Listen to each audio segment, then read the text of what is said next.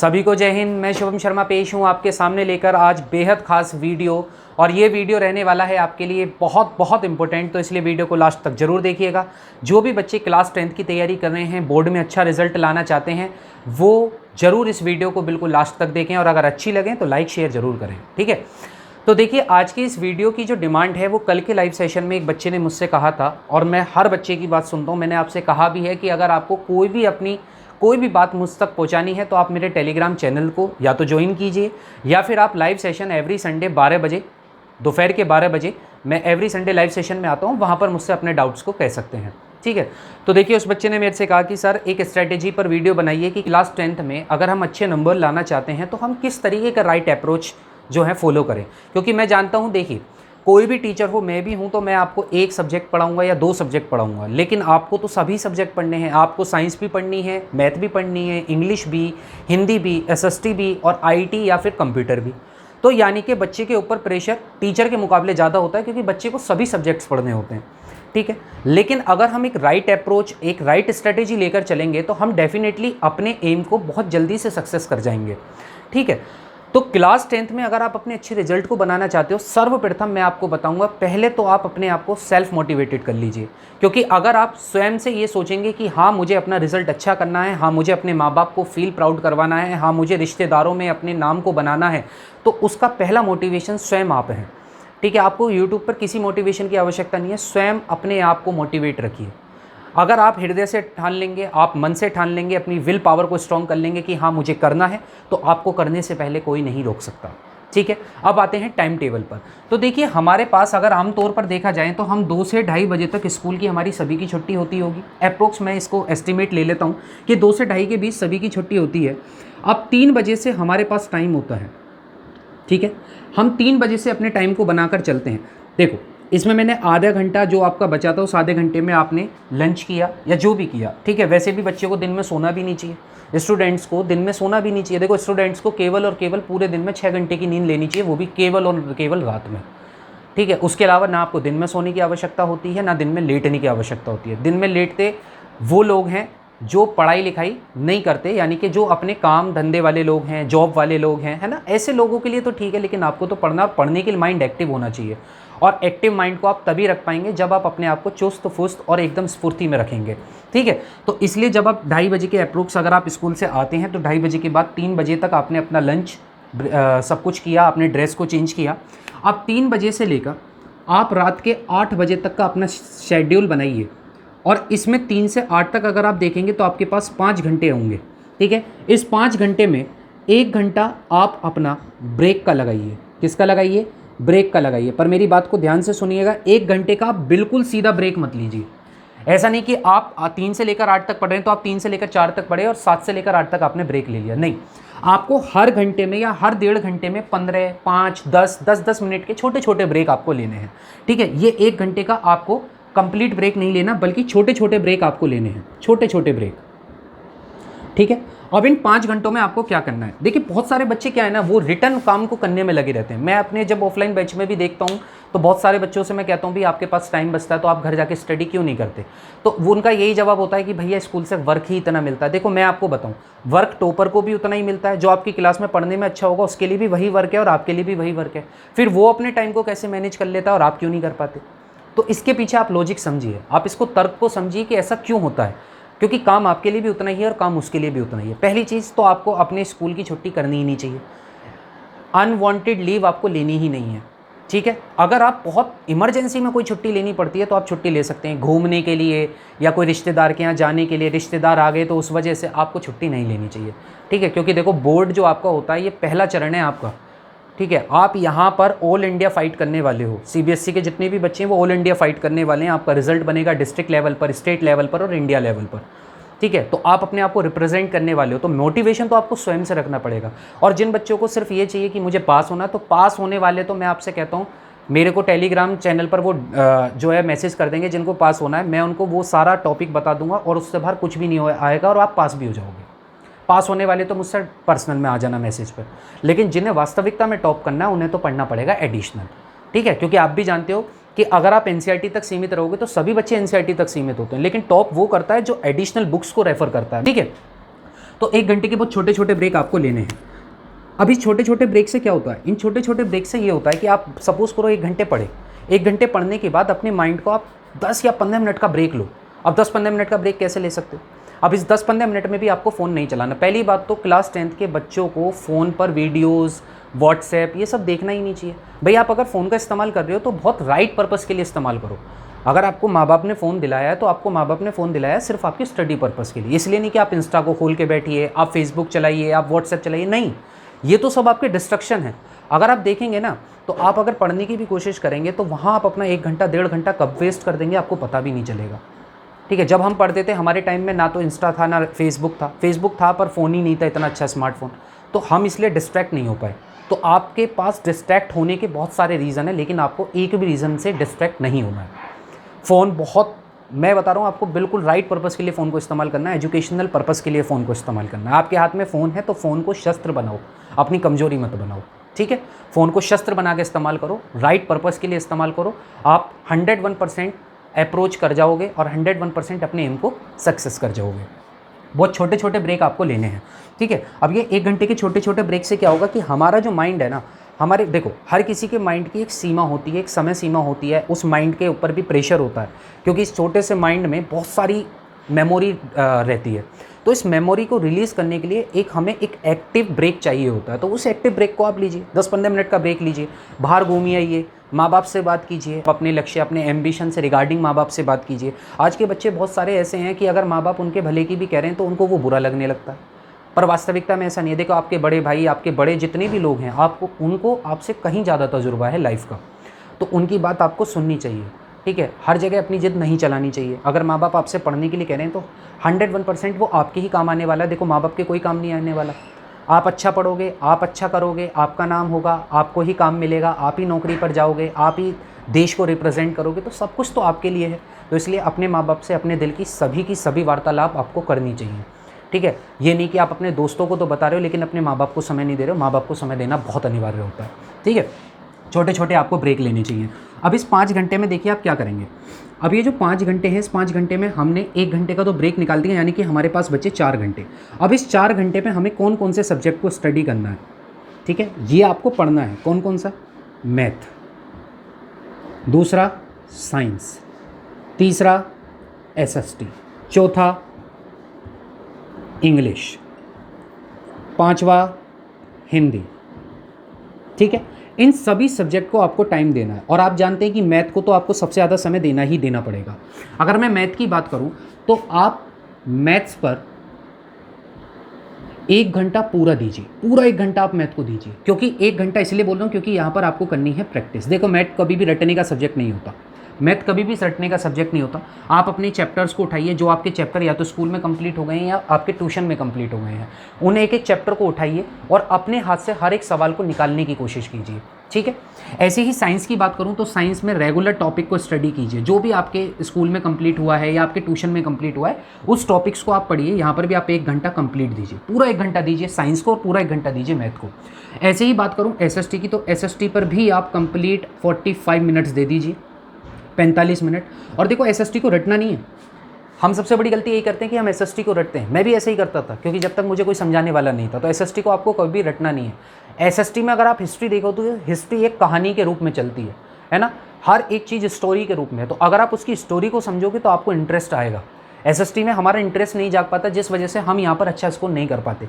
अगर मैं आपको हिस्ट्री बताऊँ तो हिस्ट्री तो अपने आप में बहुत अच्छा एक स्टोरी रिलेटेड सब्जेक्ट है ना। देखो आपने पद्मावत सभी ने मूवी देखी होगी, ऐसी बहुत सारी मूवीज़ आपने देखी होगी, तानाजी आपने मूवी देखी होगी। ये सारी मूवी क्या है? ये आपकी हिस्ट्री के ही तो पार्ट थे। इन हिस्ट्री के पार्ट को जब आप मूवीज़ में देखते हो तो आपको अच्छी लगने लगती हैं, लेकिन इन्हीं को जब आपको पढ़ने के लिए कहा जाता है तो आपको पढ़ने में बोरियत फील होने लगती है। तो इसलिए सब कुछ स्टोरी की तरह ही है, तो सबको स्टोरी से रिलेट करना है। रटना कुछ भी नहीं है, समझना है सब कुछ। जब आप सब कुछ समझने लगेंगे तो वो चीज़ आपके दिमाग में बहुत जल्दी से आपके आने लगेगी और आपको अपने माइंड से अपने आप एक आवाज़ आने लगेगी कि हाँ आपको ये सब्जेक्ट अच्छा लगने लगा है ना। तो इसलिए एसएसटी को फील करके पढ़ना है। ठीक है, ऐसी एसएसटी में दूसरा सब्जेक्ट है जैसे पॉलिटिकल साइंस। पॉलिटिकल साइंस में किसी का इंटरेस्ट हो सकता है तो किसी का नहीं हो सकता। पॉलिटिकल साइंस में आपको पता चलेगा कि देश की राज व्यवस्था कैसे काम करती है ना, कॉन्स्टिट्यूशन कैसे काम करता है, जुडिशरी कैसे काम करती है, एग्जीक्यूटिव कैसे काम करता है, लेजिस्लेचर कैसे काम करता है, पीएम क्या काम कर सकते हैं, प्रेसिडेंट क्या काम कर सकते हैं, काउंसिल ऑफ मिनिस्टर्स क्या काम कर सकते हैं, हमारे स्टेट का गवर्नर की क्या क्या रिस्पॉन्सिबिलिटी होती है, हमारे स्टेट के सीएम की क्या क्या रिस्पॉन्सिबिलिटी होती है। अगर आप इन सब चीज़ के बारे में जानने की जिज्ञासा रखेंगे, इच्छा रखेंगे, तो डेफिनेटली आपका इंटरेस्ट अपने आप क्रिएट होगा। तीसरा सब्जेक्ट इसमें आता है इकोनॉमी। इकोनॉमी में हमें पता चलेगा हमारे देश की अर्थव्यवस्था कैसे चल रही है, हमारा देश सबसे ज़्यादा किस चीज़ का प्रोडक्शन करता है, हमारा देश सबसे ज़्यादा इंपोर्ट किस चीज़ का करता है, हमारा देश सबसे ज़्यादा एक्सपोर्ट किस चीज़ का करता है, गेहूं का उत्पादन किस राज्य में सबसे ज़्यादा होता है, गन्ने का उत्पादन किस राज्य में सबसे ज़्यादा होता है। सारी चीज़ों के बारे में नॉलेज आपको किस में मिलेगी, इकोनॉमिक्स में मिलेगी। एंड चौथा सब्जेक्ट कौन सा आता है, ज्योग्राफी। अगर आप ज्योग्राफी पढ़ेंगे तो ज्योग्राफी में आपको पता चलेगा कि हमारे इंडिया का जो ज्योग्राफिकल क्षेत्र है वो किस तरीके से डिवीज़न में है। ठीक है, हिमालय के बारे में पढ़ेंगे, रिवर्स के बारे में पढ़ेंगे, रिवर्स के ट्रिब्यूटरीज के बारे में पढ़ेंगे।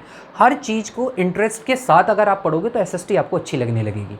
किसी भी सब्जेक्ट से डरना नहीं है। जिससे आपने डर बना लिया, यकीन मानिए वो सब्जेक्ट कहीं ना कहीं आपके सामने आपकी कमजोरी बनकर आ जाएगा। इसलिए आपको किसी भी सब्जेक्ट से डरना ही नहीं है।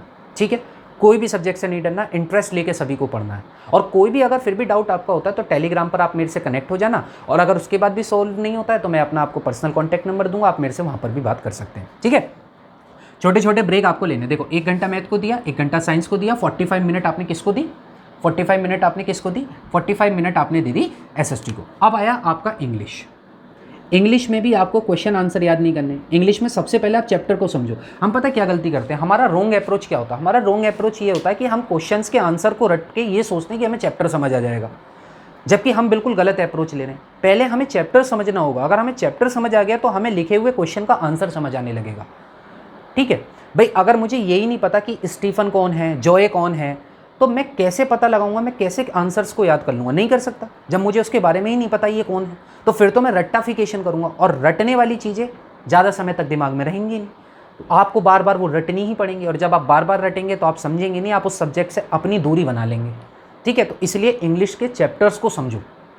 जब स्कूल में टीचर्स समझाते हैं तो उस समय भी आपको समझना चाहिए। पहली बात तो आपको उस समय ये दिमाग में रखना ही नहीं है कि मैं ट्यूशन में समझ लूँगा, है ना। ट्यूशन आपके लिए किस लिए पता है, ट्यूशन का राइट मतलब ये होता है कि आप ट्यूशन में अपने एक्स्ट्रा क्वेश्चंस को सॉल्व करवाइए। आप अपने जो डाउट्स हैं जो आपके स्कूल में सॉल्व नहीं हुए, वो उन डाउट्स को सॉल्व करवाइए। कोई चैप्टर अगर आपको स्कूल में छूट गया था, उस चैप्टर को आप ट्यूशन में कंप्लीट कीजिए। आप एडिशनल बुक्स को यहाँ रेफ़र कीजिए। ऐसा आप करते ही नहीं। आप क्या सोचते हैं, आप सोचते हैं अच्छा चलो स्कूल में रह गया कोई बात नहीं, ट्यूशन वाला पढ़ा देगा। पढ़ाने वाले बहुत हैं लेकिन समझने वाले सिर्फ आप हैं, इसलिए समझना आपको खुद ही पड़ेगा। ठीक है, पढ़ाने वाले सभी लगभग एक ही जैसा पढ़ाते हैं, क्योंकि सबका एक ही मेन मोटिव होता है कि बच्चे को समझ आना चाहिए, बच्चे के नंबर आने चाहिए। लेकिन जब तक बच्चा खुद नहीं सोचेगा कि मुझे अपने नंबर लाने, तो बताओ कैसे नंबर आ जाएंगे। तो इसलिए आपको अपने ऊपर कंप्लीट फोकस रखना होगा। ठीक है, तो इंग्लिश अगर आप पढ़ रहे हैं तो इंग्लिश को आप कितना टाइम दीजिए, 30 मिनट्स इंग्लिश को दीजिए। कितना दीजिए, 30 मिनट्स आप इंग्लिश को दीजिए। ठीक है, या 30 से 45 मिनट्स भी आप दे सकते हैं। और बचे आपके हिंदी, और एक सब्जेक्ट बचा आपका आईटी। ठीक है, इनको भी आप 45 मिनट्स दे दीजिए। कितने दे दीजिए, 45 मिनट्स दे दीजिए। अब आप देखिए 45 90 मिनट, एंड 90 और 30 120 मिनट, यानी कि 2 घंटे, 2 और 3 और 3 और 1 4। देखो आपने 4 घंटे का पूरा टाइम टेबल बना लिया। अब आप कहेंगे जी स्कूल से वर्क मिलता है उसको कब करना है। जब आप ये सब कुछ कर लेंगे, अब मैंने 8 बजे तक आपको 3 से लेकर 8 तक का शेड्यूल बताया था, आप अपने ब्रेक को कम कर लीजिए, लेकिन इस टाइम टेबल को कम मत कीजिए। आप अपने ब्रेक को छोटा कर लो, लेकिन इसको कम मत करो। देखो अगर कुछ आपको अच्छा करना है, अचीव करना है, सब लोगों से आगे निकलना है, अपनी रैंक को स्टेट वाइज बनाना है, डिस्ट्रिक्ट वाइज बनाना है, या इंडिया वाइज बनाना है, इंडिया लेवल पर बनाना है, तो जाहिर सी बात है आपको कुछ ना कुछ तो सेक्रीफाइस करना होगा, है ना। अब वो सेक्रीफाइस आपको करना ही पड़ेगा। भाई आप ऐसा करिए, आप 1 घंटे के ब्रेक को 45 मिनट का ब्रेक कर लीजिए, यहाँ से 15 मिनट्स को बचा लीजिए, है ना। अब जिनके ट्यूशन्स होते हैं, अब अगर आप ट्यूशन में, अब देखो मैं ट्यूशन वालों पर बता रहा हूँ, जिनके ट्यूशन्स होते हैं, सपोज करो वो मैथ और साइंस का ट्यूशन लगा रहे हैं। अब पहली बात तो सबसे बड़ी बात यही गलती होती है कि हम सारे ट्यूशन लगा लेते हैं, हम मैथ का भी लगा लेते हैं, साइंस का भी, एसएसटी का भी, इंग्लिश का भी, हिंदी का भी। अब आप ये बताओ, जब आप सारे ट्यूशन लगा लोगे तो सेल्फ स्टडी कब करोगे, कब करोगे सेल्फ स्टडी। आपको मैं बताऊँ, आप कितना ही अच्छे टीचर से पढ़ लेना, चाहे इस वर्ल्ड के बेस्ट टीचर से पढ़ना, चाहे इंडिया के बेस्ट टीचर से पढ़ना, आप जब तक कुछ नहीं कर पाओगे जब तक आप सेल्फ स्टडी नहीं करोगे। सेल्फ स्टडी तो करना ही पड़ेगा आपको, ठीक है। और सेल्फ स्टडी के लिए चाहिए टाइम, और टाइम के निकालना पड़ेगा। अब आप सोचो, अगर आप 1 2 3 4 5 सब्जेक्ट का अगर ट्यूशन लगा लोगे, आपने 5 घंटे तो ट्यूशन में ही दे दिए हैं, और 6 से 7 या 8 घंटे के अप्रोक्स आपका स्कूल रहा, तो 8 और 5 कितने हो गए, 13 घंटे। 6 घंटे आप सोओगे भी, 19 घंटे। 2-3 घंटे आप इधर उधर भी रहोगे, 22 घंटे, तो बचे कितने? 2 घंटे। 2 घंटे ही सेल्फ स्टडी करोगे? पॉसिबल ही नहीं है। सेल्फ स्टडी के लिए ज़्यादा समय निकालिए। और आप ट्यूशन अगर आप लगाना चाहते हैं तो ट्यूशन आप मेन सब्जेक्ट का लगाइए, जैसे मैथ का लगा सकते हैं, साइंस का लगा सकते हैं। एसएसटी की ट्यूशन की मैं कहता हूँ कोई आवश्यकता नहीं होती। आप एसएसटी से इसलिए डरते हैं क्योंकि आप एसएसटी से स्टोरी रिलेट होकर नहीं पढ़ते, आप उसको स्टोरी रिलेट करके पढ़े। अगर आपका टीचर ऐसा है जो इंग्लिश बोलता है और इंग्लिश में ही आपको समझा देता है, ये उसकी गलती है, ये उस टीचर की गलती है। आप भले ही सीबीएसई बोर्ड में हो, यूपी बोर्ड में, ये टीचर की सबसे बड़ी गलती है कि वो इंग्लिश में पढ़ के इंग्लिश में ही बच्चों को समझाने की कोशिश करता है। क्योंकि मेरा मानना है कि अगर बच्चे को जब तक चैप्टर ही समझ नहीं आएगा तो बच्चा तो चीज़ रटेगा ही रटेगा। ठीक है, तो इसलिए एक तो टीचर्स को ये नहीं करना चाहिए। अगर कोई भी चैप्टर को वो समझा रहे हैं तो उसकी इंग्लिश की हिंदी बच्चों को समझानी चाहिए। ठीक है, तो आप अपने टीचर से बोलिए कि वो इंग्लिश को आपको हिंदी में समझाएं, क्योंकि मैंने बहुत सारे टीचर्स ऐसे देखे हैं जो इंग्लिश को बोलते हैं और इंग्लिश में ही बच्चों को समझा देते हैं। तो हम इंग्लिश में बोलकर अगर हिंदी में ज़्यादा समझाएंगे तो बहुत जल्दी चीज़ें हमारी समझ में आने लगेंगी। ऐसे ही इंग्लिश की बात करें, ऑब्वियसली बात है, इंग्लिश को आपको चैप्टर्स को पढ़ना होगा, रीड करना होगा, उसके हिंदी मतलब से आपको समझने होंगे, है ना। बहुत सारी चीज़ें आपको क्लियर हो जाएंगी जब आपको किसी चैप्टर की पूरी अगर आपको स्टोरी पता है तो आप उस चैप्टर के जब क्वेश्चन आंसर रीड करेंगे ना तो यकीन मानिएगा बहुत जल्दी याद हो जाएंगे आपको, रटने की आवश्यकता ही नहीं पड़ेगी आपको। ठीक है, ऐसी हिंदी तो अपने आप में एक सब्जेक्ट ऐसा है जिसको आसानी से आप कर सकते हो। इसमें मात्रा की गलती होती है तो लिख लिख के याद करो, है ना। आईटी कंप्यूटर सब्जेक्ट है, प्रैक्टिकल सब्जेक्ट है, अपने कंप्यूटर पर प्रैक्टिकल करके देखो, आईटी को पढ़ रहे हो तो, है ना। कंप्यूटर के फंडामेंटल्स को समझो, सीपीयू क्या है, उसकी एल्गोरिदम क्या है, रैम क्या है, रोम क्या है, हार्ड डिस्क क्या है, आउटपुट डिवाइस क्या है, इनपुट डिवाइस क्या है, तो ये सब चीज़ पढ़नी है आपको। तो इन सब चीज़ के लिए आपको समय निकालना होगा। अब जिनके ट्यूशन्स हैं, सपोज करो कोई मैथ का ट्यूशन पढ़ता है, तो आप उस मैथ के 1 घंटे को ट्यूशन में 1 घंटा ऐसे पढ़ो कि आपका टाइम टेबल डिस्टर्ब ही ना हो। आप सोचो कि मुझे यहाँ 1 घंटे में कंप्लीट अपने टाइम टेबल को करना ही करना है। ट्यूशन में बैठ के ना आपको मस्ती करनी है ना कुछ करनी है, आपको अपने डाउट्स को पूरा करना ही करवाना है मास्टर से।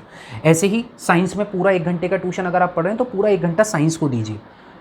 और ट्यूशन कंप्लीट होने के बाद दोस्तों के साथ ज़्यादा समय आप ख़राब मत कीजिए। देखिए, दोस्त आपके हमेशा बने रहेंगे, जो अच्छे दोस्त होते हैं वो कभी भी साथ नहीं छोड़ते।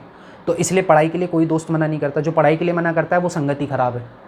ठीक है, तो अगर आप उस संगत के भाग बनते हैं या उस दोस्ती को आप सोचते हैं कि ये बहुत अच्छी दोस्ती है, तो मैं आपको बता दूं वो दोस्ती आपकी बिल्कुल किसी लायक नहीं है।